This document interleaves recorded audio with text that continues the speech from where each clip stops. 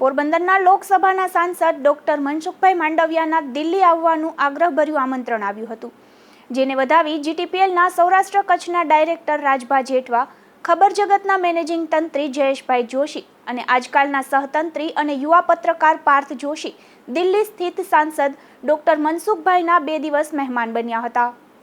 પોરબંદર લોકસભાના સાંસદ અને કેન્દ્રીય મંત્રી ડોક્ટર મનસુખભાઈ માંડવિયાએ પોરબંદરનો ફરી જમાનો આવશે એમ કહી દરબારમાં પૂરી સૂઝબૂઝપૂર્વક આ વાત જણાવી હતી અને તેની અમલવારી અંગે વિગતવાર વાતો કરી હતી. આ વાતચીત દરમિયાન સાંસદ ડોક્ટર મનસુખભાઈએ જણાવ્યું હતું કે પોરબંદરે મને 1.25 લાખથી વધુ મતો આપ્યા છે. એ આત્મવિશ્વાસ સાથે જણાવ્યું હતું કે આ 2 દિવસ સંસદ ચાલુ હોવાથી ખૂબ વ્યસ્તતા વચ્ચે ડોક્ટર મનસુખભાઈએ કટકે કરી 8 કલાક જેવો સમય ફાળવી પોરબંદરના હિતના આયોજન અંગે, પોરબંદરના વિકાસ માટે સરકાર શું વિચારી રહી છે તે અંગે પોરબંદરના આ ડેલિગેશન સાથે વાત કરી હતી. મનસુખભાઈએ વધુમાં જણાવ્યું હતું કે વ્યક્તિ કરતા પક્ષ મોટો છે. ભાજપ પણ મને આવતી વખતે ટિકિટ આપશે નહીં એ હું ક્યારેય વિચારતો નથી, પરંતુ મારી ટર્મ પૂરી થશે એ પહેલા હું પોરબંદરની શકલ બદલાવી નાખીશ. પોરબંદર પંથકમાં ફર્નિચર ઝોન બનાવવાની વાત કરી કહ્યું હતું કે ટૂંક સમયમાં ફર્નિચરના વ્યવસાય સાથે સંકળાયેલા દેશના ટોપ 100 મોટા વેપારીઓને સાથે મારે વાતચીત ચાલુ છે. તેમની સાથે વાતચીત કરી જગ્યા બતાવી આધુનિક ફર્નિચર ઝોન બનાવશું. આ ફર્નિચર ઝોન માટે જરૂર પડશે મફત જમીન ફાળવી સરકાર સહાયરૂપ બનશે.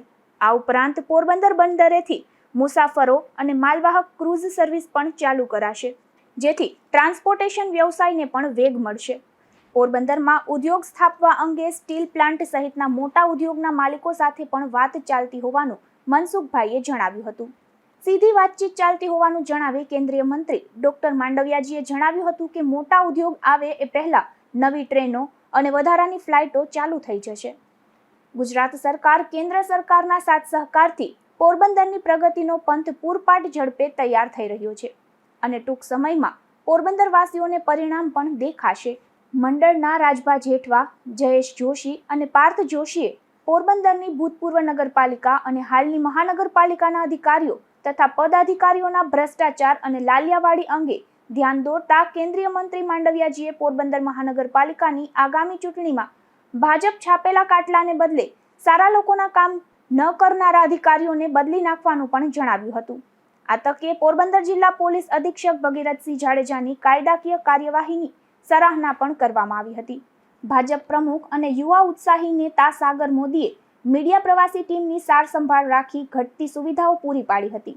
ડોક્ટર મનસુખભાઈએ વધુમાં જણાવ્યું હતું કે લુખ્ખાઓ, ક્રિમિનલો સામે પાસા જેવી કડક કાર્યવાહી કરવા તથા ચમરબંધીઓને પણ ન છોડવાની એસપીને લોકહિત માટે સૂચના આપવામાં આવી છે.